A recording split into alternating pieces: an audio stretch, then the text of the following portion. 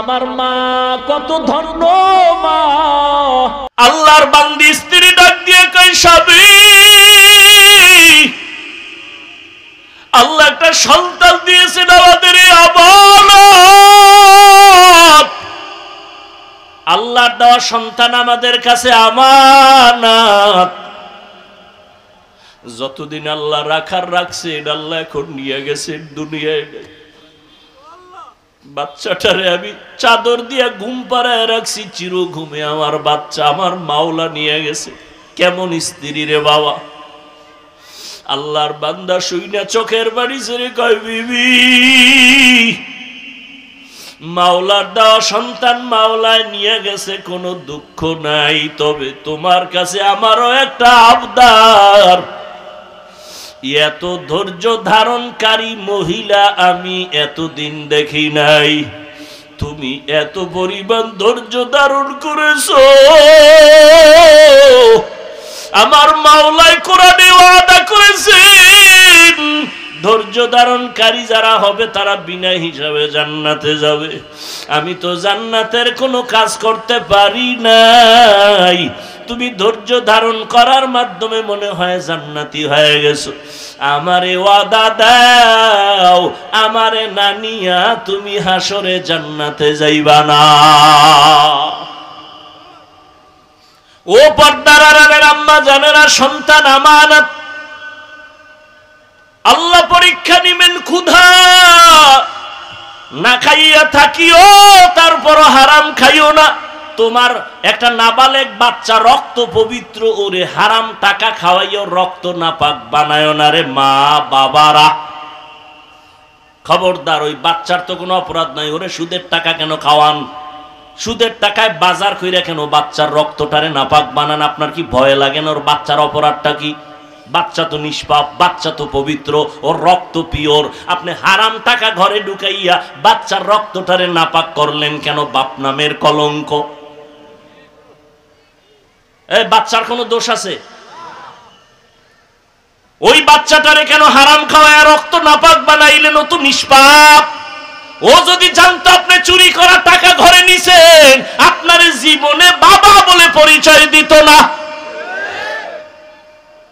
জীবনে বাবা বলে পরিচয় দিত না। একটু কি লজ্জা নাই রে ও মুমিন? ক্ষুধার পরীক্ষায় পাশ করার জন্য ধৈর্য ধারণ করো। মরিয়া গেলে যাব, হায়াতের মালিক আল্লাহ, রিজিকের মালিক আল্লাহ। 3 নাম্বার পরীক্ষা মালের ঘাটতি। ইমাম শাফি রাহমাতুল্লাহ আলাইহি বলেন, এখানে মালের ঘাটতি মানে যাকাত। যাকাত দেওয়া এটাও ইমানের পরীক্ষা। আল্লাহ মাল দিয়ে আবার ঘাটতি ঘটায় দিবেন, এটাও পরীক্ষা। কিন্তু কিয়ামতের আগে ধনী লোকেরা যাকাত দিবে না, যাকাত দেওয়াটারে জরিমানা মনে করবে। ঠিকই যাকাত এখন কিন্তু ঠিকঠাক মতো মানুষ দেয় না। মানুষকে দেখানোর জন্য কিছু দেয়, পরিপূর্ণ দেয় না। এজন্য আল্লাহ পরীক্ষা নিবেন। 4র্থ নাম্বার পরীক্ষা, জানের মাধ্যমে আল্লাহ পরীক্ষা নিবেন। মাঝে মাঝে আল্লাহ এই যে সন্তান দিয়া নিয়ে যাবেন, একটা পরীক্ষা। অসুস্থ বানায় রাখবেন, পরীক্ষা। পাস করার জন্য লাগবে ধৈর্য। 5 নাম্বার পরীক্ষা হলো ফলের মাধ্যমে। যে ফল মানে শাফিঈ রাহমাতুল্লাহ আলাইহি বলেন সন্তান। সন্তান হলো ফল, তোমার জীবনের ফসল সন্তান। সন্তানের দ্বারা তোমার ইজ্জত রক্ষা হবে, সন্তানের মাধ্যমে তোমার সুনাম রক্ষা হবে। ওই সন্তানটারে আগে আদর্শওয়ালা বানাও। সন্তানের কারণে যেন এমন কোন কাজ সন্তানের করায় না যে মা বাবার ইজ্জত নষ্ট হয়ে যাবে। স্কুলে পড়ান, কলেজে পড়ান, ও পর্দার আড়ালের আম্মা জানেরা, বাবার তুলনায় মায়ের খেয়াল রাখা লাগবে বেশি। কারণ একটা মায়ের অবদানের কারণে সন্তান ভালো হয়, খারাপ হয়। ও আম্মা জানেরা, সন্তান একজন ডাক্তার বড় দামি, ইঞ্জিনিয়ার বড় দামি, এই দেশের চেয়ারম্যানের ব্যবহার ভালো, ওসি সাহেবের ব্যবহার ভালো, ডিসি সাহেবের ব্যবহার ভালো, এই সব ভালোর পেছনে মায়ের অবদান। সন্তানের কোনো বাহাদুরি নাই। से जिंदगी बनती है जन्नत भी जहन्नम भी, अमल से जिंदगी बनती है जन्नत भी जहन्नम भी, ये खाक अपनी फितरत में न नूरी है न नारी, ये खाक अपने फितरत में न नूरी है न नारी। আমলের পরীক্ষার জন্য আল্লাহ পাঠাইছেন। আল্লাহ বেশি আমল দেখবেন না, ভালো আমল দেখবেন। কারা ভালো আমল করে কারা বেশি আমল করে দেখবেন না। এজন্য আকসারু আমালা বলেন নাই, আহসানু আমালা। ভালো আমল দেখবেন। এখন ভালো আমল কোনটা আমার তো জানা নাই।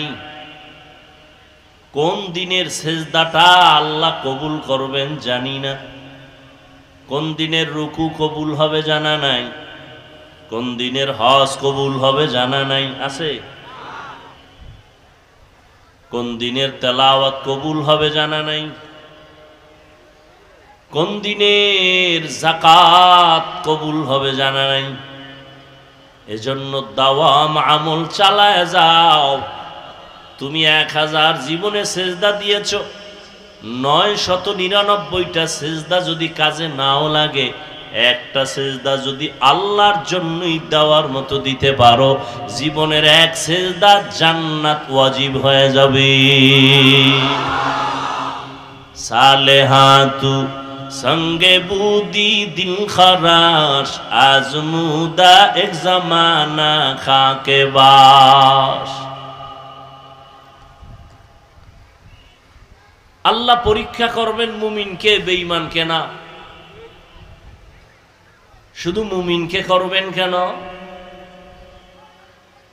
বলে জান্নাত শুধু মুমিন পাবে, কোনো বেঈমান পাবে না। জান্নাত কারা পাবে? কোনো বেঈমান।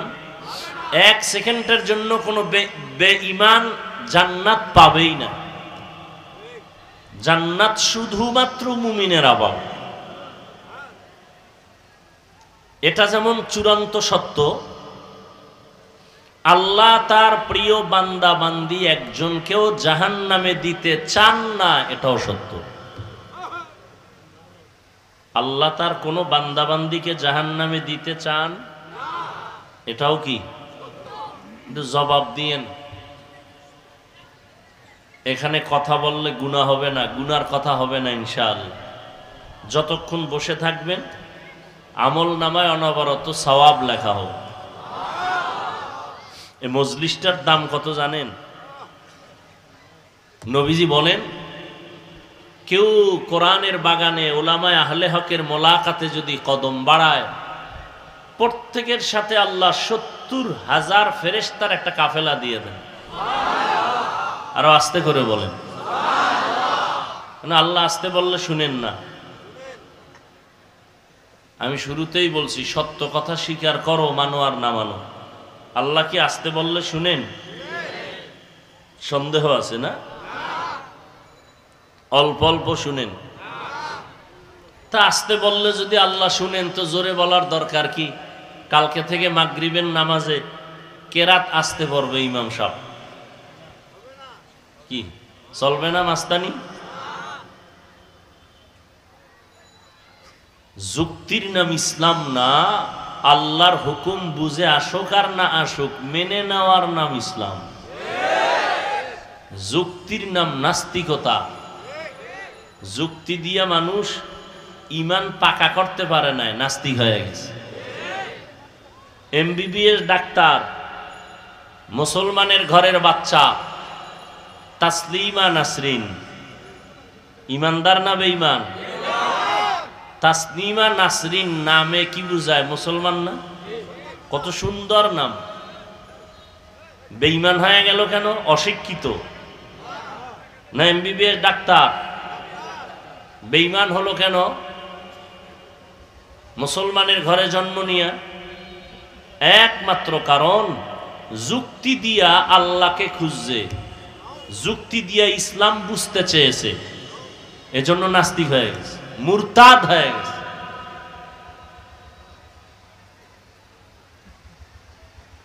আল্লাহ এখানে বসার সাথে সাথে সবার গুনাহ মাফ।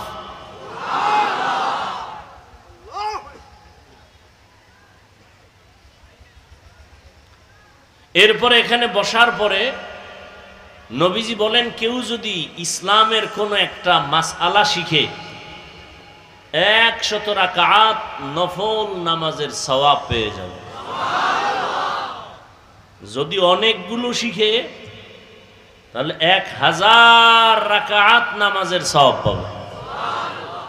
কে দিবেন? আল্লাহ দিলে আপনার সমস্যা?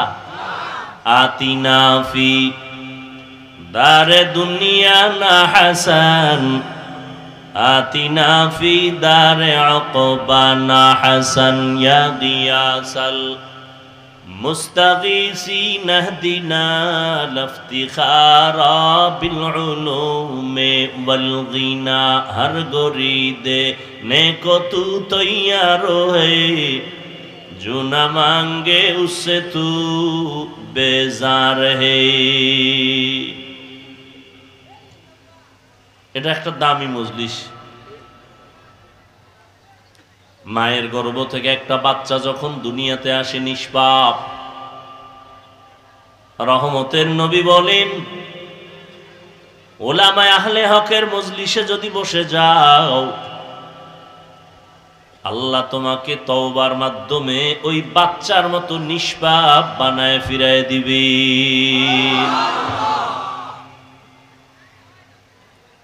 আল্লাহ মুমিনকে পরীক্ষা করবেন, বেঈমানকে না। কেন? বলে জান্নাত মুমিন পাবে, বেঈমান পাবে না। আর যাকে বেশি মহব্বত করে তাকেই তো পরীক্ষা করে, যারে মহব্বত বেশি করে না তাকে পরীক্ষাও করে না। যে স্কুল বা কলেজ বা মাদ্রাসার ছাত্র হয় তার জন্য বছরে 3টা পরীক্ষা। যে ছাত্র না, ছাত্রী না, তার কোনো পরীক্ষা নাই। বেঈমানের পরীক্ষা নাই, কারণ ওরা ঈমানের ঘরের ছাত্র হয় নাই।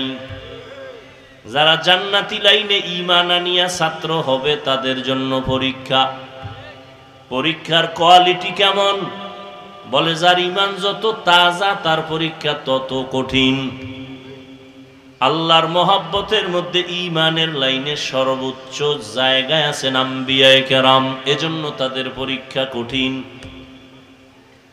আবার সমস্ত নবীদের মধ্যে আমার নবী আল্লাহ পাকের আরো প্রিয়, এজন্য তার পরীক্ষা আরো কঠিন। বিয়া করবেন এক মাইয়া, দেখছেন 10 বাড়ির মাইয়া, এরকম হয় না? 10 বাড়ির মাইয়া দেখা বিয়ে করবে কয়টা? একটা। 10 বাড়ির থেকে 10 জন দেখার পর যার পছন্দ করে তার মধ্যে মহব্বতের ঘাটতি আসেনি, পরীক্ষা করে না? আল্লাহ কয় আমি যারে জান্নাত দিব, শান্তির জায়গা, জান্নাতের মধ্যে ঢুকাইয়া আমি আল্লাহ পর্দা ছাড়া ডাইরেক্ট আমার মহব্বতের বান্দার সাথে মোলাকাত দিব। এই বান্দারে আমার কাছে আনার আগে একটু পরীক্ষা করা দরকার, এই বান্দা আসলে আমার নাকি আমার দুশমনের বন্ধু। আল্লাহ পরীক্ষা করবেন। আর এই পরীক্ষা করবেন, আমার তেলাওয়াতকৃত আয়াতে আল্লাহ 5টা জিনিসের কথা বলেছেন। 5টা জিনিসের দ্বারা পরীক্ষা নিবেন। এই ডিলেটা কমাও, ভলিউম বাড়াও। 5টা জিনিসের মাধ্যমে আল্লাহ পরীক্ষা নিবেন। 1, আল্লাহ পাকের ভয়। দ্বিতীয় জিনিসের দ্বারা আল্লাহ পরীক্ষা নিবেন, সেটা হলো ক্ষুধা। তৃতীয় জিনিসের দ্বারা পরীক্ষা নিবেন সম্পদের ঘাটতি। 4 জিনিসের দ্বারা পরীক্ষা নিবেন, চতুর্থটা হলো জানের ঘাটতি। 5ম নাম্বার হলো ফলের ঘাটতির মাধ্যমে। এই পরীক্ষায় যদি বান্দা পাশ করতে চাও, আল্লাহ বলেন পাশ করার জন্য লাগবে একটা পুঁজি। ওই পুঁজি যদি না থাকে কিয়ামত পর্যন্ত পাশ করতে পারবা না। ওই পুঁজির নাম হলো ধৈর্য। ওই পুজুর নাম কি? মোবাইলের গজবে দুনিয়াটা শেষ হয়ে গেল। এই জন্য বাধা দিলেও মানে না। এখন কি কয় খাটি আল্লাহ আল্লাহ যারা, এরা কয় আল্লাহ আমারে লইয়া যাও, আর এই নাপাক জায়গায় থাকতে মনে চায় না। কারণ কেউ বাধা দিলে সবাই হলো এক নায়ের মাঝি, তখন কয় হুজুর বেশি বুঝে, এত বুজুর্গিগিরি ভালো না। হুজুরে কি করবে? আল্লাহর ভয় তার অন্তরে আছে, বাধা দিছে শুনে না। হুজুর নিরুপায় কয় আল্লাহ খারাপ মানুষ থাকুক, আমারে নিয়ে যাও। এই জন্য দেখেন ভালো ভালোরা কিন্তু চলে গেছে, যারা ভালো মানুষ চলে যাইতেছে, নাই হাতে গোনা কয়েকজন আছে। এদেরও কুলুষিত করার জন্য এদের বিরুদ্ধেও লেখালেখি করে কিছু বেয়াদব ছাত্ররা, চরম বেয়াদব। কোন আলেমের বিরুদ্ধে লেখা, এটা মা বাবার অভিশপ্ত সন্তান ছাড়া এই বেয়াদবি করতে পারে না। ওর উপরে মা বাবার বরদোয়া আছে।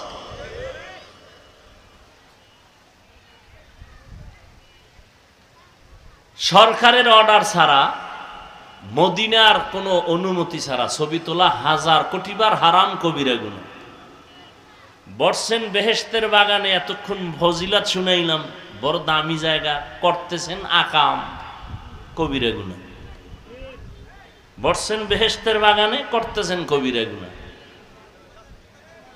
এখন মনে মনে কেউ কয় হুজুর ওয়াজ করবেন, করলে করেন, নেলে গেলাম। ওই যে বুঝাবার কোনো উপায় নাই। আরে আমনেরে কি বুঝাব, আমগো জাতি বেরি বুঝাইতে না।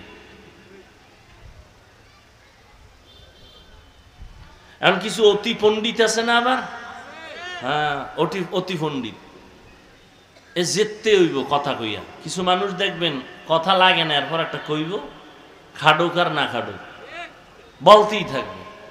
এ জিততে চায়, আসলে জিততে পারে না, চাপাবাজ সব জায়গায় ধরা খায়। কি কইব জানেন?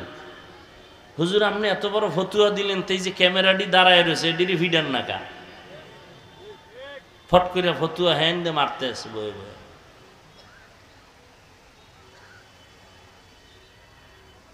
আমরা এই ক্যামেরার জন্য এটা রাখলে সওয়াব হইবে এই বয়ান আমরা কখনো করি না। শুধু কিছুটা উপকার হয় এই কারণে বাধাও দেই না।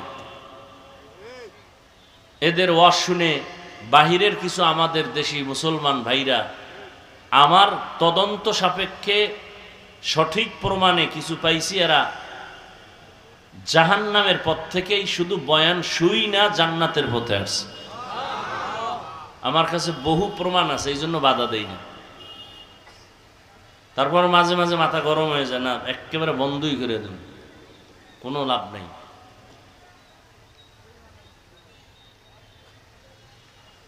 হায় হায় হায়, সত্য কথা বলার মানুষ নাই, শোনারও মানুষ নেই। এই যে এখানে এত মানুষ বলবে, আরে বাপ রে বাপ, মানুষ আর মানুষ। ওই একটু আগে হুজুরে বলছে না, মানুষ কারে কয়, বয়ান করে গেছে। মানুষ, পীর হওয়া সহজ, মুফতি হওয়া সহজ, বক্তা হওয়া সহজ, টাকা বলা হওয়া সহজ, মানুষ হওয়া সহজ না। আবু জাহিল্লাও মানুষ, রহমতুল্লিল আলামিনও মানুষ, ব্যবধান নেই। আবু জাহালের নাম শুনলে বলি আল্লাহর গজব পড়ুক, আর নবীর নামে সাল্লাল্লাহু, দেখতে তো একই, 2 হাতওয়ালা, 2 চোখওয়ালা, 2 কানওয়ালা। আমারও 2 হাত, আমারও 2 চোখ, আপনারও 2 হাত, আপনারও 2 চোখ। বড় কঠিন জিনিস। গর্ব সুরত आदमी इंसाबुदे अहमद बू जहलो हम एक साबुदे आदमीरा आदमीयत लाजिमास्त उदरा गर्बुन बाशुद ही जमास। আল্লাহ আমাকেও হেদায়েত দান করেন, আপনাদেরকেও আল্লাহ হেদায়েত দান করেন। নবীজির মতো কোনো ব্যক্তি আর দামি আছে?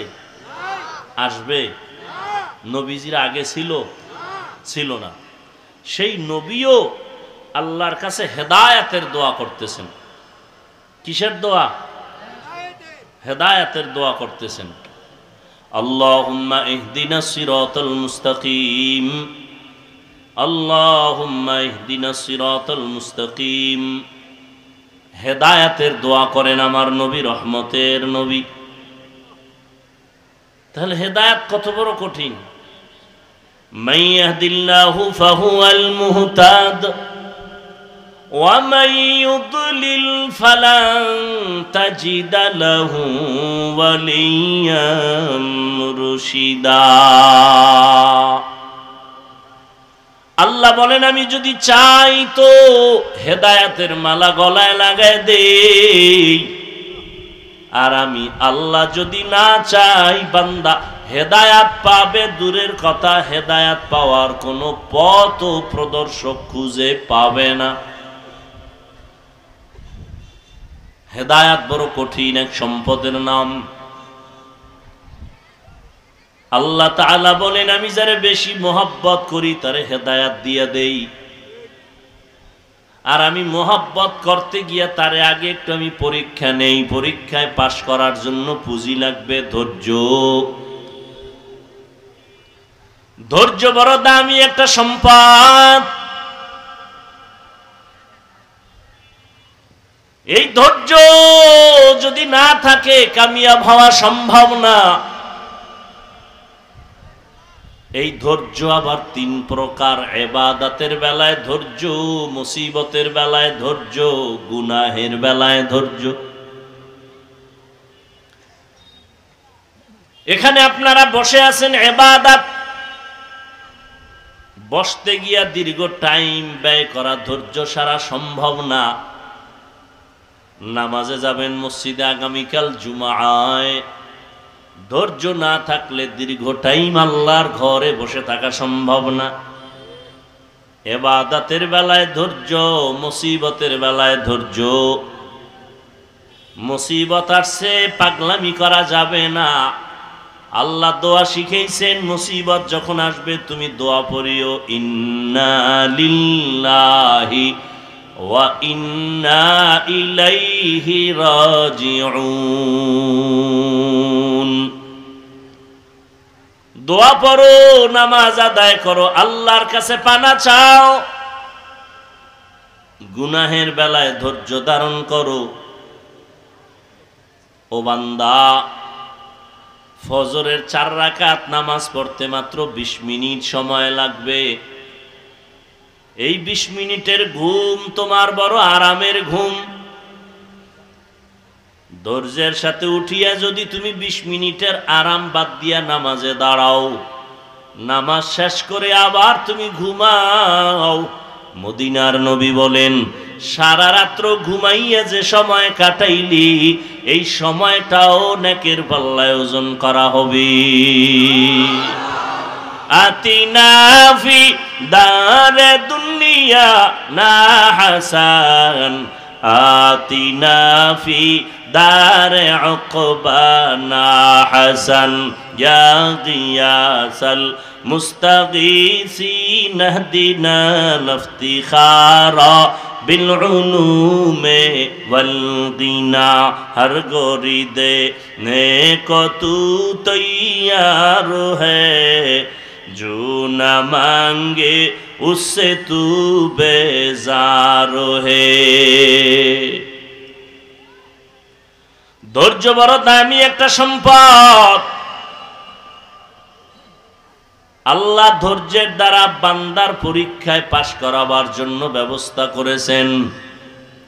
ধৈর্য নামের পুঁজি যাদের নাই তাদের কামিয়াব হওয়ার কোনো রাস্তা খোলা নাই। আর এই ধৈর্য ধারণকারী যদি হয়ে যায় তার করো পুরস্কারও আল্লাহ ঘোষণা করেছেন। যারা ধৈর্য ধারণ করবে আল্লাহ তাদের বড় বড় 2টা পুরস্কার দিবেন, একটা দুনিয়াতে আর একটা আখিরাতে। দুনিয়ার পুরস্কার আমার আল্লাহ বলেন আমি তার বন্ধু হয়ে থাকব। ইয়া আইয়ুহাল্লাযীনা আমানুস্তাঈনু বিস-সাবরি ওয়াস-সালাহ ইন্নাল্লাহা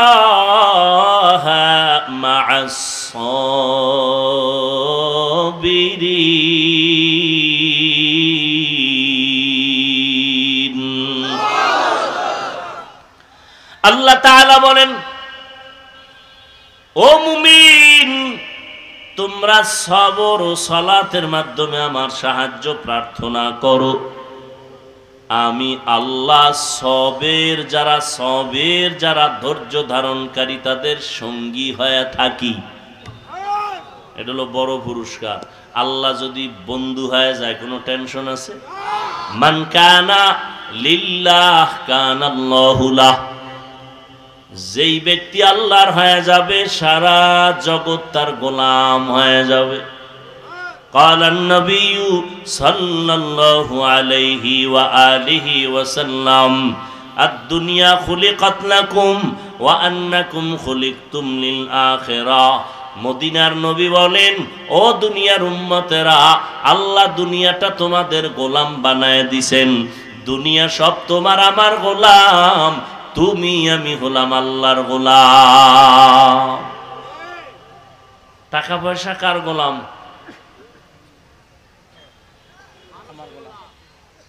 দুনিয়ায় যা কিছু সব আমাদের গোলাম, আমরা কার গোলাম?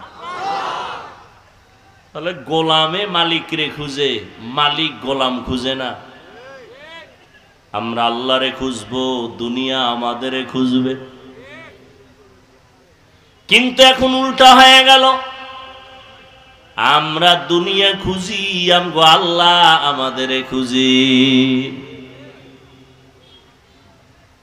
ধৈর্য ধারণকারীদের দুই পুরস্কার। এক নাম্বার পুরস্কার, আল্লাহ তার বন্ধু হয়ে থাকবেন। দ্বিতীয় পুরস্কার, আল্লাহ পরকালে দান করবেন। ইন্নামা ইউওয়াফাস সাবিরুনা আজরাহুম ইন্নামা ইউওয়াফাস সাবিরুনা আজরাহুম বিগাইরি হিসাব।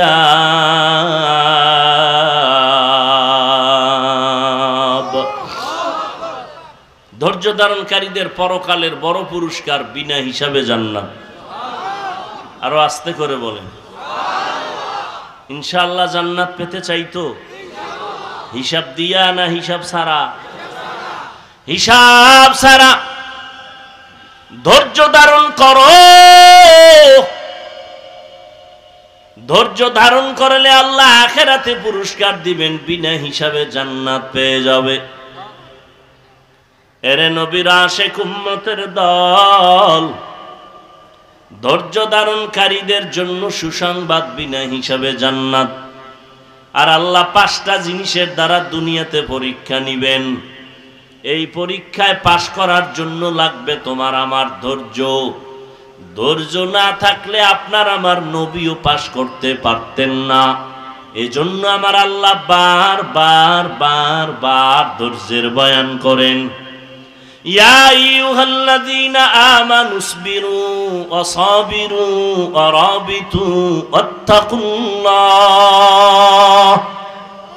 ওয়াত্তাকুল্লাহা লাআল্লাকুম তুফলিহুন। ধৈর্য ধারণ করো, ধৈর্যের উপরে মজবুতি অর্জন করো।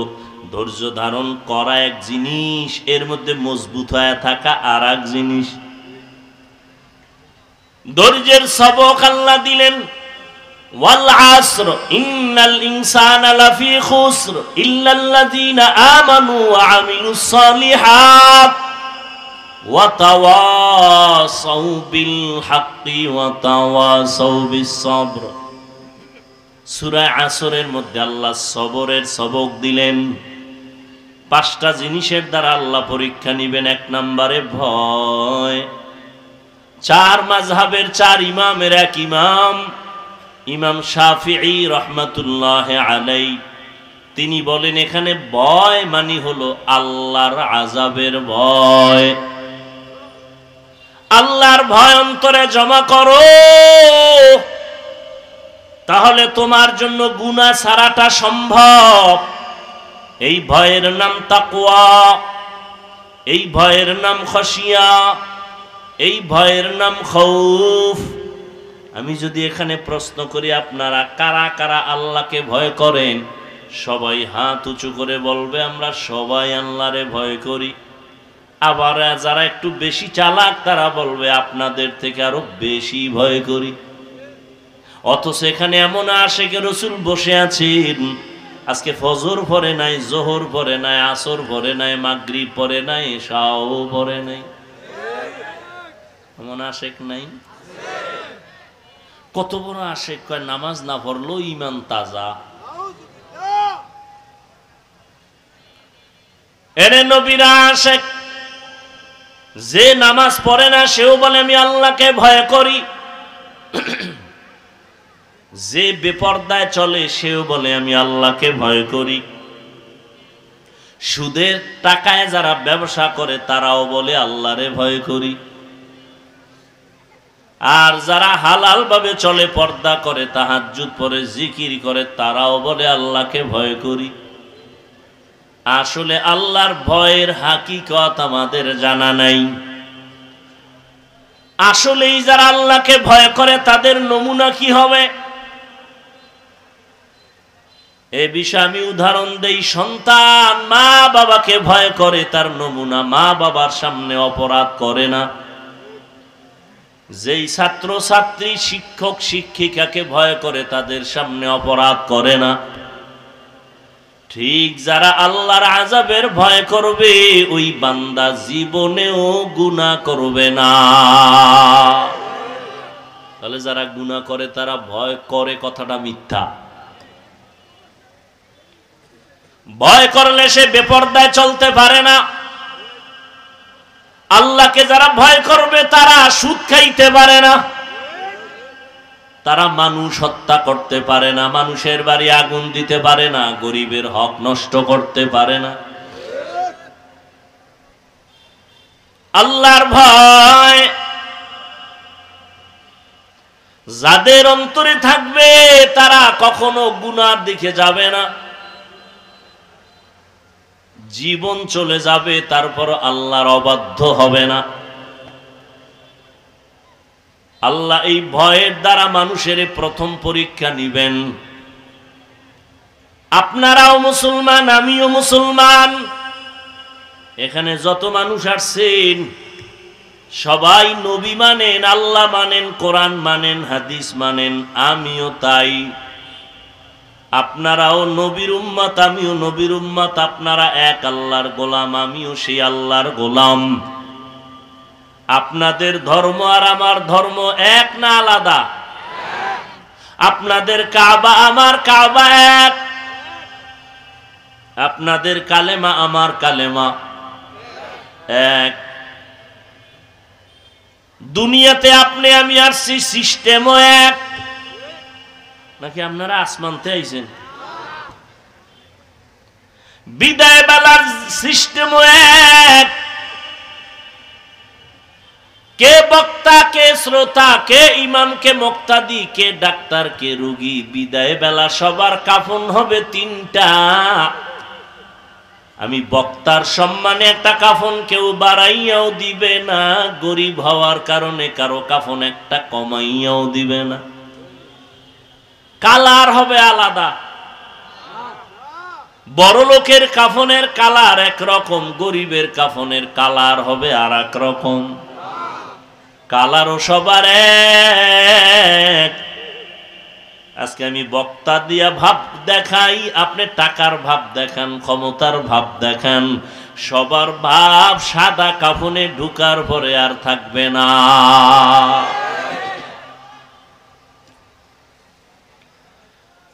যেই কবরে আপনাকে আমাকে রাখবে সে কবরের সাইজও এক।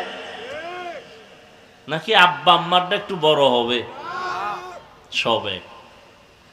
কবরে রেখে বিদায়ের পর সবার কবরে প্রশ্ন হবে তিনটা, তাও এক। নাকি হুজুরদের প্রশ্ন একটু আলাদা হবে? সবার প্রশ্ন তিনটা এক। আমাকে যেই প্রশ্ন করবে আপনাদেরও সেই প্রশ্ন করবে, বেঈমানেরও সেই প্রশ্ন করবে। তিনটা, রবের পরিচয় দাও, ধর্মের পরিচয় দাও, রাহমাতুল লিল আলামিনের পরিচয় দাও। এই তিনটা প্রশ্ন সবার বেলায় এক, জবাব শুধু হুজুরেরা দিতে পারবে। কি গ্যারান্টি আছে? কোনো গ্যারান্টি নাই। যদি থাকতো জান্নাতের টিকিট হাতের মধ্যে পাইয়া সাহাবায়ে কেরাম জীবনভর কান্না করতেন না। আবু বকরের মতো সাহাবীর কান্নার আওয়াজ, ওমরে ফারুকের কান্নার আওয়াজ, ও যুবক আমিও তোমার মতো যুবক, তোমার আমার আল্লাহ এক, কোরআন এক, কাবা এক, ধর্ম এক, কালেমা এক। তোমাকে আমার আজকে বয়ান করতে হবে কেন? আজকে তো বয়ান করব উত্তরবঙ্গে পঞ্চগড় ঠাকুরগা গিয়া, কারণ সেখানে টাকা দিয়া দিয়া মুসলমানের কাঁদিয়ে নিবা নাই। কথা কয় না? এই বেটা সত্য কথা স্বীকার করতে বলছি না, না বাপ দেখাও বয়ে বয়া। আজকে বয়ান করা দরকার চট্টগ্রাম হিল ট্যাক্সে, কারণ ওখানে খ্রিস্টান মিশনারিরা মুসলমানের টাকা দিয়া খ্রিস্টান বানায়। খবর নেই, ও খবর লয়ে লাভ কি? ও কি খ্রিস্টানের লাইনে কম দৌড়ায়? মুসলমানের বাচ্চা খ্রিস্টানদের ক্রুশ লাগায়, হাত খোদাই করে লেখে, বুকে লেখে, পিঠে লেখে, তালে ভইরে গেছে। আমার নবীর থেকে সুন্দর আদর্শওয়ালা কেউ আছে? থাকলে বল। আল্লাহর জাতের কসম, আমি মুহাম্মদের বাদ দিয়ে সেদিকে যাব। থাকলে বল, সত্য কথা স্বীকার কর। আমার রসুলের সুন্দর আদর্শ ছাড়া আরো কি সুন্দর আদর্শ কারো কাছে আছে? তাহলে বল কসম আল্লাহর, আমি নবীরটা বাদ দিয়ে সেটা নিব। নবীরটা বাদ আছে? তা নবীর আদর্শে কি চুল কাটার নিয়ম নাই? তা তুই বেঈমানের পা চাটো কেন? কি বিষয়? কি মুহাম্মদের ভাল লাগে না?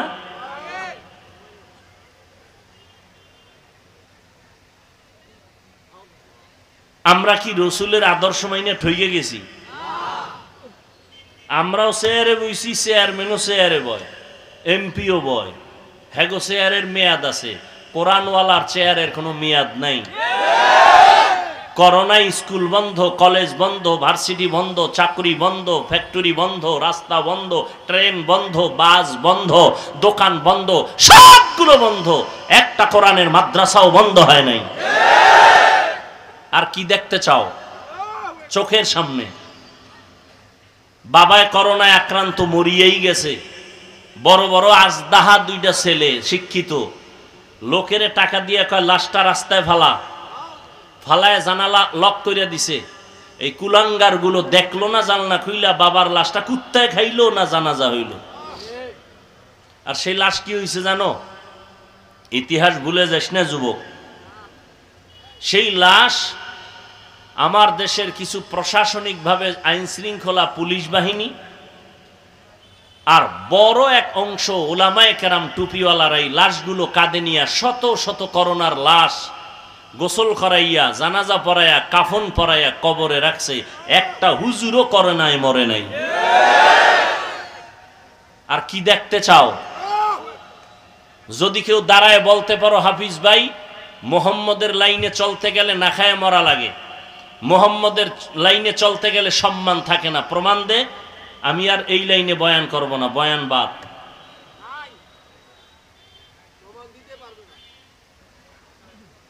সম্মান দিবে আল্লাহ, আর আল্লাহ সম্মান দিতে গেলে কোনো সার্টিফিকেট খুঁজে না।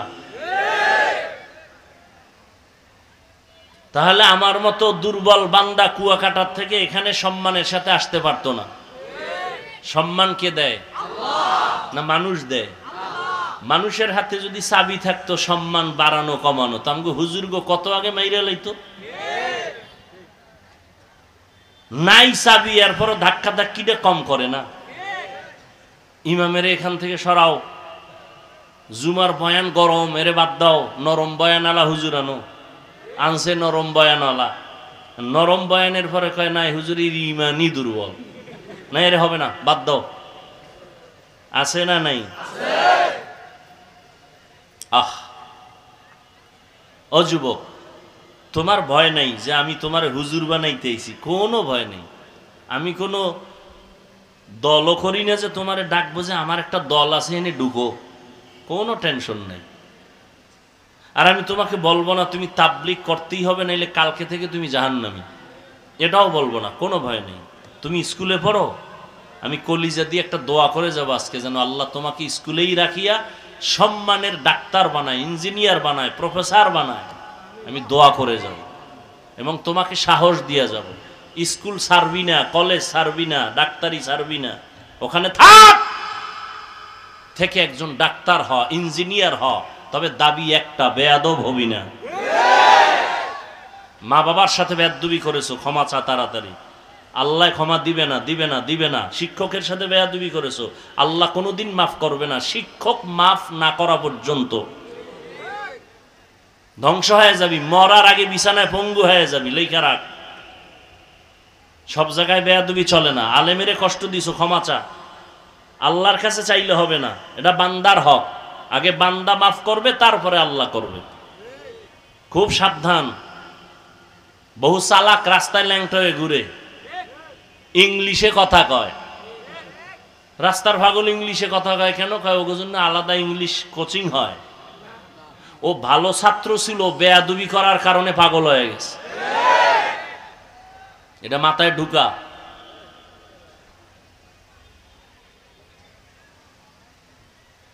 তোমার মতো যুবক জীবনে মাদ্রাসায় পড়ে নাই, স্কুলে পড়ে, কলেজে পড়ে, চাকরি করে, ব্যবসা করে, RAB, army, police, BDR chairman, MP, মন্ত্রী, ওসি, ডিসি, এসপি, সত্য কথা স্বীকার করো, 5 বেলার নামাজ পড়ে, 1 টাকাও হারাম খায় না, এরকম কি কেউ নাই?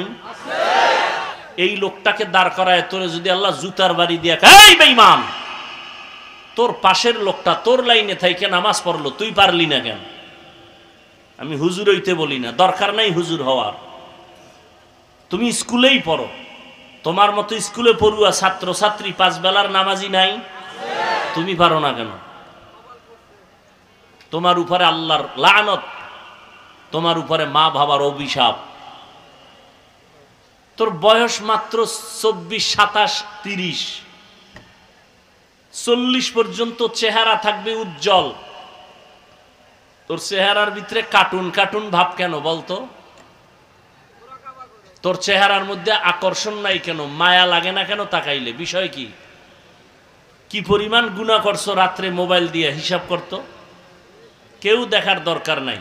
এই যুবক, জুয়ানরা মরে বেশি, ভালো করে খোঁজ নাও, যুবক মরে বেশি।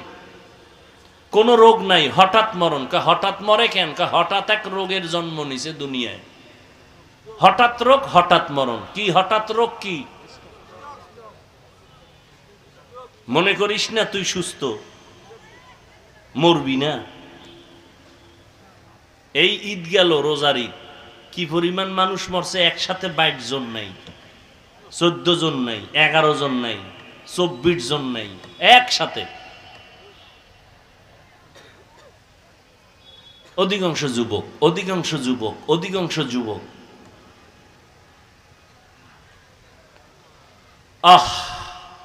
প্রত্যেকটা সন্তান মা বাবারে কাঁদাইছো, কষ্ট দিছে শুধু মোবাইলের কারণে। শিক্ষকের সাথে বেয়াদবি করেছে এই মোবাইলের কারণে। চাকরির জন্য ঘুষ দিবি কেন? সততা নিয়ে চল, আল্লাহ ইজ্জতের দরজা খুলে দিবে, টেরও ভাবি না। হুজুর হওয়া লাগবে না। আমার দেশে দামি ডাক্তার নাই, বিদেশে হায়ার করে নিয়ে যায়। কবি নজরুলের ইতিহাস পড়ো, তোর মতো রাতে আকাম করলে মোবাইল দিয়া, জীবনে কবি নজরুলের নাম কেউ নিত না। রবীন্দ্রনাথের ইতিহাস পড়ো, কি হয়েছ জীবনে? 24 বছর বয়স, 25 বছর বয়স, ক্লাস 8-এ পড়ে, বাসায় গিয়া প্যান্ট শার্ট খুইলা থুইয়া দেয়, দুইবে কে? কয় আমার আম্মা আছে না চাকরানি, আম্মা দুইব। তোর লজ্জা থাকলে আবার দাঁত বের করো কোন লজ্জায়? যা বলছি তাতে তো কান্না করা দরকার। হাসো কেন? লজ্জা নাই এজন্য তোর হাসি পায়। আমি তো হাসির কথা বলি না, আমি কান্নার কথা বলেছি। অথচ উচিত ছিল মায়ের কাপড় তুই ধুয়ে দিবি, নিজের মশারি নিজে টানাবি, মায়েরটাও টানায় দিবি। এটাই তো তোর থেকে মা বাবা আশা করছিল। কিন্তু করতেছো কি? বাবার টাকা চুরি করতেছো আর মায়ের সাথে বেয়াদবি করতেছো। মা ঘরের কোনায় বসে বসে কাপড়ের আঁচল দিয়ে পানি মুছে আর কাঁদে। তুই যদি এখন মরো, তোর মা একদিকে কাঁদবে কিন্তু মনে মনে বলবে আলহামদুলিল্লাহ, একটা বালা মুসিবত দূর হয়ে গেছে। তুই কত বড় নির্লজ্জ হয়ে গেছো চিন্তা কর। তোর কপালে কতটা অভিশাপ মায়ের। দিলকে জিজ্ঞাসা কর, অন্তরকে জিজ্ঞাসা করতো, তোর কোনো আচরণে শিক্ষকরা তোরে সুনাম কয়নি? এমন কোন আচরণ জীবনে করছো মসজিদের ইমাম সাহেব দোয়া করবে, মা বাবা দোয়া করবে, এমন কোনো ভালো কাজ করছো? নাই যে তা না। ওই যে বললাম, তোমার মতো যুবক র্যাব, আর্মি, পুলিশ, বিডিআর নামাজ পড়ে আছে তো, নাই তো তা না। কিন্তু তোমার অবস্থা কি?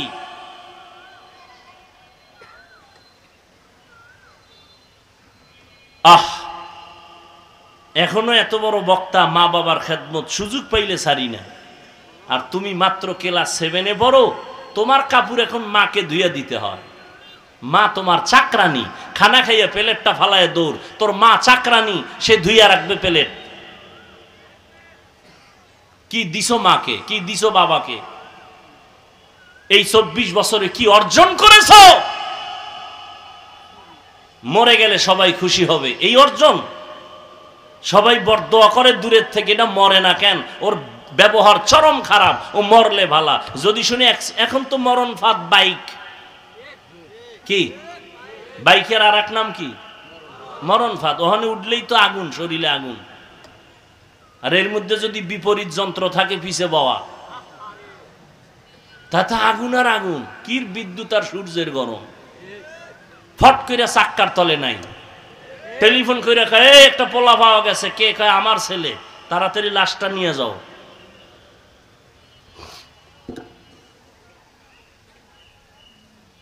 একটু চিন্তাও করে না, একটু চিন্তাও করে না। কি ধান্দায় পড়ে আছে আল্লাহ পাকি জানে। ওয়ালানাবলুওয়ান্নাকুম বিশাইইম মিনাল খাউফি ওয়াল জুই ওয়া নাকসিম মিনাল আমওয়ালি ওয়াল আনফুসি ওয়াস সামারাত। যুবক বাবারা, রসুলের দাবি নিয়ে বলছি, কারোর সাথে কোনো দুশ্মনী নেই। তুমি ভালো হও, তুমি ডাক্তার হও, তোমার সম্মান এমন হোক সারা দেশবাসী চিনবে। তুমি এটা কোন থানা? মাদারগঞ্জের ডাক্তার হবা কেন? তুমি ডাক্তারি পরে এতটা সম্মানিত হও যে গোটা দেশবাসী তোমাকে এক নামে চিনবে, অমুক ডাক্তার। সেই অর্জনটা চাওনি আল্লাহর কাছে? দিল থেকে বলো তো, এখানে যারা স্কুল কলেজে পড়ো, তুমি সম্মানিত হও, তোমার লাইনে প্রফেসর হও, ইঞ্জিনিয়ার হও, তবে সর্বোচ্চ সম্মান হোক, এটা চাও?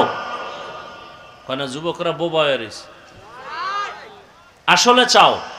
তাহলে দুইটা পরামর্শ দিয়ে যায়, মানবি কিনা ওটা আল্লাহ জানে। মা বাবার অভিশাপ যদি কপালে লেগেই যায়, তোর কপালে অর শেষ, তোর কপালে আর অস ঢুকবে না। যদি সম্মানের কিছু পেতে চাও, যে লাইনে থাকো, সম্মানিত হতে চাও, ডাক্তার হইয়া, ইঞ্জিনিয়ার হইয়া, দুইটা পুঁজি লাগবে। কয় পুঁজি? 1 নাম্বার পুঁজি সুস্থতা। কি? তুমি ভালো ব্রেনিয়ান ছাত্র কিন্তু অসুস্থ, চাকরিতে ঢুকছো 1 মাস নাই, কি? কয় অসুস্থ। রে বাদ দাও, বিদায়। এজন্য সুস্থতা অপরিহার্য। তোমার এক পুঁজির নাম সুস্থতা। আর সুস্থতার জন্য আল্লাহর পক্ষ থেকে একটা ফ্রি ঔষধ আছে, ফ্রি, টাকা লাগে না। এটা এমন ঔষধ, ব্যবহার না করলে ওর পৃথিবীর কোনো ঔষধে আর অসুস্থ হবে না। ঔষধের নাম রাতের ঘুম। কিসের ঘুম?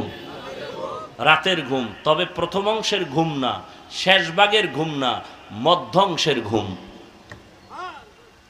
আমি বানায় কই না। আজকে বাসায় গিয়া মোবাইলটা তো খুলবি, প্রতিদিন তো আকাম করো, আজকে একটা ভালো কাজ করিস।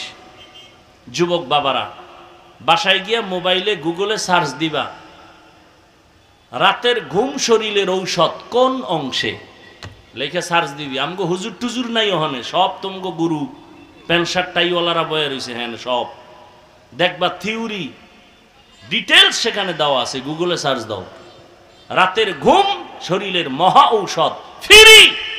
প্রথম অংশ না, শেষ অংশ না, কোন অংশ? মাঝের অংশ। আজকে সেই সুস্থতাকে জবাই করতেছো মোবাইল দিয়া। তুই মনে গায়ে লাগে না, মোবাইল চালাইতেছো, ডাক্তারের কাছে যাই দেখ তোর চোখের পাওয়ার কত কমছে, দেখবি টের পাবি। তোর কিডনি ড্যামেজ হয়ে যাইতেছে, হার্ট দুর্বল, মাথা ব্যথা বেড়ে গেছে আগের তুলনায়। আর একটা পুঁজি লাগবে, না হয় জীবনে সম্মান পাবি না। দ্বিতীয় পুঁজি হলো সৎ চরিত্র। কি চরিত্র? এই দোনোটাই জবাই করছো গজবের মোবাইল দিয়া। তুমি কথা হাইসা উড়ায় দাও আর যাই করো, কথাটা লেখা রাখো তোমার ডায়েরিতে। যদি চরিত্র খারাপ হয়, তুই যদি ভালো সুস্থ হও, তোর জুতার বাড়ি ছাড়া কোনো শান্তি নেই। যেখানে যাবি জুতা মোবারক রেডি। অতএব সুস্থতা আর চরিত্র এই দুইটা ঠিক রাখার জন্য মোবাইল ছেড়ে দাও। ওই যে বাচ্চার হাতে মোবাইল দিছে, কি সম্মানিত মা বাবা, কি দামি মা বাপ, মানে ছুরি হাতে লয়ে গলার উপরে জবাই সারা ইনডাইরেক্ট জবাই করতেছে বাচ্চার হাতে মোবাইল দিয়া। কত বড় নিকৃষ্ট পিতামাতা, কত বড় বেখবর নির্মম। একটা বাচ্চার হাতে মোবাইল তুলে দিছে। কোটি কোটি টাকার মালিক, ৫-৭টা বাড়ির মালিক গুলশানে কাঁদতেছে, হুজুর আসেন একটু ছেলেটারে দোয়া পড়ে দেন। কথা বলে না। বয়স কত? ৫-৬ বছর, কথা বলে না। সমস্যা কি? জন্ম থেকে বলে না।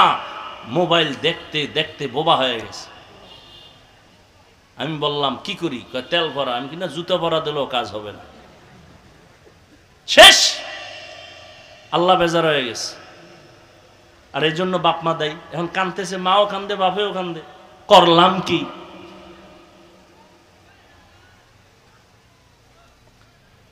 এই যুবকেরা, তোদের মতো কিছু যুবক, এটা এখন তো বললাম বাচ্চার কথা, এবার তোদের লাইনের যুবক কিছু ল্যাংটা হয়ে পাগল হয়েছে না মোবাইল লইয়া। এই ফ্রি ফায়ার গেম খেয়েছি না, পাগল হয় নাই? তুইও পাগল হবি, ডেটটা দেখ হবে।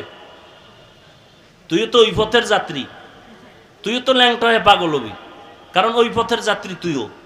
বাবার টাকা চুরি করছো এই গেমস খেলতে গিয়া, মায়ের টাকা চুরি করছো এই মোবাইলের কারণে। কি করো নাই বল? এখন রাস্তা একটা খোলা, তওবা করো, মোবাইল ছেড়ে দাও। টাকার পিছনে ঘোরো কেন? মানুষের পিছনে ঘোরো কেন? মানুষ তোমার পিছনে ঘুরবে, টাকা তোমার পিছনে ঘুরবে। শুধু একটু সুস্থ থাকো, চরিত্র ঠিক রেখে লেখাপড়ায় আগায় যাও। বিদেশে তোমাকে ভাড়া করে নিবে সম্মানের সাথে। রাগ করলা বাবা?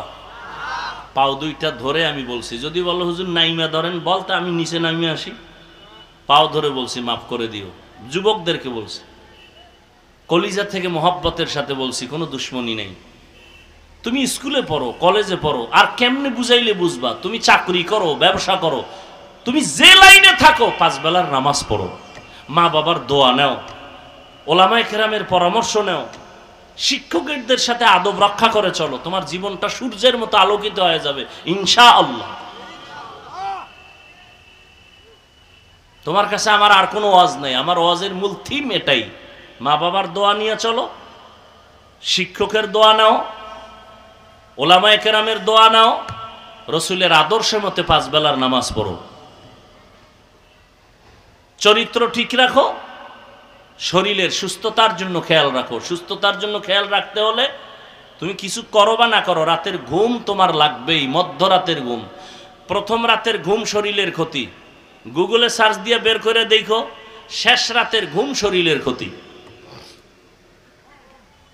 আল্লাহ আমাকে এবং সবাইকে বুঝার তৌফিক দান করেন।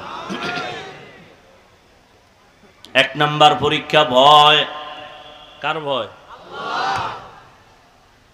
হ্যাঁ, 2 নাম্বার পরীক্ষা হলো ক্ষুধা। ওয়ালানাবলুওয়ান্নাকুম বিশাইইম মিনাল খাউফি ওয়াল জু', ক্ষুধার মাধ্যমে আল্লাহ পরীক্ষা নেবেন। ইমাম শাফিঈ রাহমাতুল্লাহ আলাইহি বলেন ক্ষুধা মানে এখানে হলো রোজা। এই যে রমজান চলে গেল, কত আল্লাহর গোলাম ক্ষুধা সহ্য করতে পারে নাই বিদায় রোজা রাখে নাই। আবার মাঝে মাঝে বলছে আমার ঘরে কি ভাতের টান আছে, আমি রোজা রাখবো কেন? বলে নাই? আমরা কি ভাতের অভাবে রোজা রাখছি? ওরে রোজা তো হিন্দুরাও রাখে, বৌদ্ধরাও রাখে, খ্রিস্টানেরাও রাখে, ইহুদিরাও রাখে, তবে ওদের নাম আলাদা, সিস্টেম আলাদা। ওরা করে না খাওয়ার সাধনা, আর আমরা মুমিন মুসলমানেরা করি না খাওয়ার মধ্য দিয়া আমার আল্লাহ পাওয়ার সাধনা। আল্লাহ ক্ষুধার দ্বারা পরীক্ষা নিবেন। অনেক মুসলমান মুমিন আছে, একটু যদি কামাই রুজিতে ঝামেলা বাইজা যায়, খানা দানা না পায়, দৌড়ায় গ্রামীণ ব্যাংকের বারান্দায়, একটু লোন দাও, সুদ দাও, না হয় জাহান্নামী হতে পারি না। মায়ের সাথে জিনার গুনাহটা তো কামাই হয় না, সুদের সাথে নামটা লেখাইয়া আম্মা জানের সাথে জিনার গুনাহটা একটু লেখাই নেই। 24 ঘন্টার সেকেন্ডে সেকেন্ডে সেকেন্ডে সেকেন্ডে অল টাইম মায়ের সাথে জিনার গুনাহ লেখা হয় যারা সুদের সাথে জড়িত। আল্লাহ কয় রেডি থাক রে বেঈমান, আমি আল্লাহ নিজে রেডি আছি, তোর সাথে আমার যুদ্ধ হবে, রেডি থাক রে বেঈমান। ইয়া আইয়ুহাল্লাযীনা আমানুত্তাকুল্লাহ ওয়া যারু মা বাকিয়া মিনার রিবা ইন কুনতুম মুমিনিন।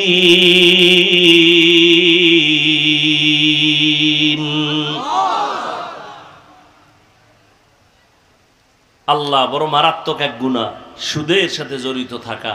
হজ কবুল হবে না, রোজা কবুল হবে না, নামাজ কবুল হবে না, জীবনে যত মোনাজাত দিবে কবুল হবে না। তওবা না করিয়া যদি মরে চিরস্থায়ী জাহান্নামী। কোরআনের আয়াত সূরা বাকারা 275 নম্বর আয়াত, 76 নম্বর আয়াত, 74 নম্বর আয়াত, পুরো পৃষ্ঠাই সুদের বয়ান। সূরা বাকারা খুলো। আমরা তো আরবি কইছি, বুঝতে কমর সমস্যা, মোবাইলে বাংলা কোরআন ডাউনলোড করে নামাও, নামায় বাকারা খুলো, 275 নম্বর আয়াত। সম্মানিত সুদখোরদেরকে আল্লাহ কি সুন্দর হাদিয়া দিয়েছেন, সেখানে লেখা আছে। এই বয়ান কোন জুমার খতিব করলে আর চাকরি শেষ, বলবে সূর্য ডুবার আগে বাড়িতে ঘুরে আইও। ঠিক নেই? আল্লাহ হেদায়েত দান করুন, আল্লাহ হেদায়েত দান করুন। অথচ সাহাবায়ে কেরাম, এমনকি আমার নবী, যে নবী দোয়া করলে উহুদ পাহাড় স্বর্ণ হয়ে যাইত,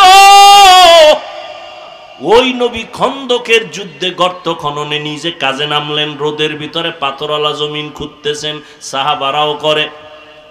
কিছুক্ষণ পর কয়েকজন সাহাবা আইসা জামাটা উঠায় কয় নবী দেখেন পেটে পাথর মানসি, খিদা সহ্য করতে পারি না, গরম। নবী কয় তোমরা ভাবছো তোমরা কষ্ট করো, আমি মনে হয় খাইয়া খাইয়া বড় আরামে আছি। তোমরা পাথর বানছো একটা, রহমতের নবী জামা মোবারকটা উঠায় কয় দেখ আমি ক্ষুধা সহ্য করতে না পারিয়া তোমরা পাথর বাঁধছো পেটে একটা, আমি বানছি 2টা। রহমতের নবী পেটে পাথর বেঁধেছেন, আর আমার মুসলমান নবীর উম্মতেরা একটু সমস্যায় পড়লে হারাম খাওয়ার জন্য দৌড়ায়। সাহাবায়ে কেরাম কত কষ্টে জীবন কাটাইছেন, তারপর হারাম খান নাই। ধৈর্য, মুসিবতের বেলায় ধৈর্য, একটু ধৈর্য ধারণ করো। ঘরের মধ্যে বাচ্চা একটা আর বউ ছাড়া কেউ নেই। সাহাবী যুদ্ধের ময়দানে রওয়ানা, যুদ্ধ পরিচালনা করে গাজীর মর্যাদা নিয়ে বাড়িতে রওয়ানা। যে দিন আসবেন তার আগের রাত্রে তার সন্তান বাচ্চাটা মরে গেছে। এরে পর্দার আড়ালের আম্মা জানেরা ভালো করে শুনেন, আল্লাহ আপনাদের অনেক ধৈর্য ধারণকারীদের মধ্যে বানাইছেন, কিন্তু মাঝে মাঝে আপনারা অধৈর্য হয়ে যান। ধৈর্য ধারণ যদি কইরা স্বামীরে কন্ট্রোলে রাখতেন, কোনোদিন স্বামী হারাম খাইতো না। স্বামীকে যদি বলতেন, স্বামী আমার কষ্ট জীবন ভর করব, তারপরও আমার বাচ্চারে হারাম খাওয়াইয়া রক্ত নাপাক বানাবো না। কষ্ট কইরা এক বেলার খানা 6 বেলায় খাবো, তারপরও সুদের সাথে যাব না। ও আম্মা জান, আপনার এই ভূমিকা যদি থাকতো, কোনো ঘরে হারাম ঢুকতো না। সাহাবী যুদ্ধ থেকে বাড়িতে আসতেছে, রাতের বেলা ঘরে আসছেন। কেমন একজন স্ত্রী, স্বামীরে কোনো পেরেশানি দেয় না। আরাম গো আম্মা জানেরা হুদা টেলিফোন কইরা স্বামীরে পেরেশানি দেয়, এই ঝামেলা সেই ঝামেলা। সাহাবীর স্ত্রী বাচ্চা মইরা গেছে, কাপড় চাদর দিয়া ঘুম পাড়ায় রাখছে। আল্লাহর বান্দা ঘরে আসছে, রাতে খানা দেয় ফ্রেশ হইয়া। এইবার কয়, আমার বাচ্চার খবর কি? দেখেন, স্ত্রী কয় ঘুমায়। কি কয়? মইরে গেছে। এটা কয় না তো, পেরেশানি, যুদ্ধ থেকে আসছে, বলে ঘুমায়। তো বাবাও চিন্তা করছে, বাচ্চা ঘুমায়, আর টেনশন করে লাভ কি? খানা খায় ঘুমায় গেলেন। দোনোজন ঘুম থেকে উঠলেন, ফজরের নামাজ পড়লেন। এইবার দোনোজন হাসি মুখে কথা বলতেছেন। বাচ্চা তো ঘুমায় তো ঘুমায় তো চিরু ঘুমে আছে।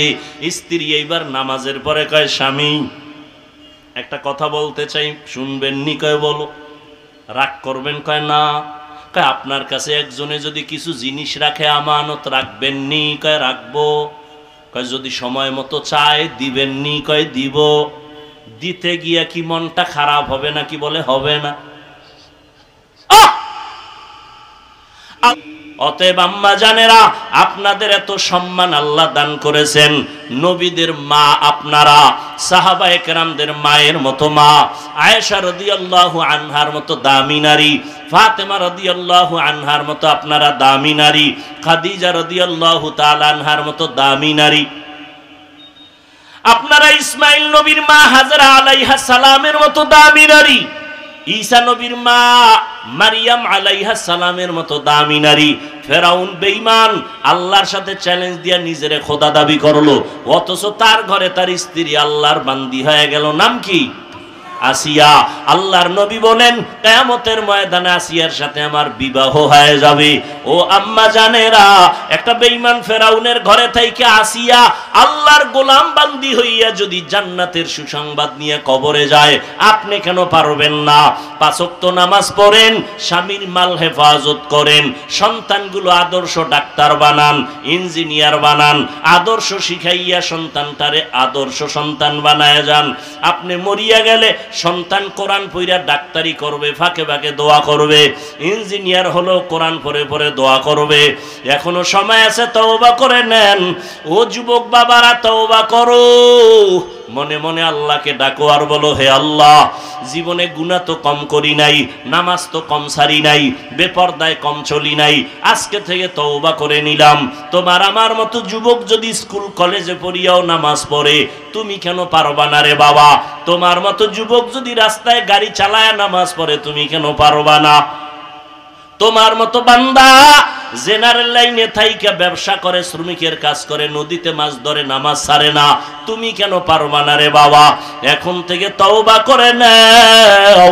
মনেরে বুঝাইয়া আল্লাহকে বলো, হে মালিক, আজকে থেকে নামাজ ছাড়বো না, দাড়ি কাটবো না, নবীর বিরুদ্ধে যাব না, উলামায়ে কেরামের পরামর্শ নিয়া নবীজির সুন্নাত অনুযায়ী চলবো, মা বাবার সাথে বেয়াদবি করব না, মা বাবার দোয়া নিয়ে চলবো, উলামায়ে কেরামের পরামর্শ নিয়ে চলবো, মুরব্বী শিক্ষকদের পরামর্শ নিয়ে দোয়া নিয়ে চলবো। তওবা সবার কপালে নসিব হবে না। আল্লাহ যাকে কবুল করবেন সে তওবার দরজায় ফিরে আসবে। এখানে জানি না কার কপাল ভালো কার কপাল খারাপ রে বাবা।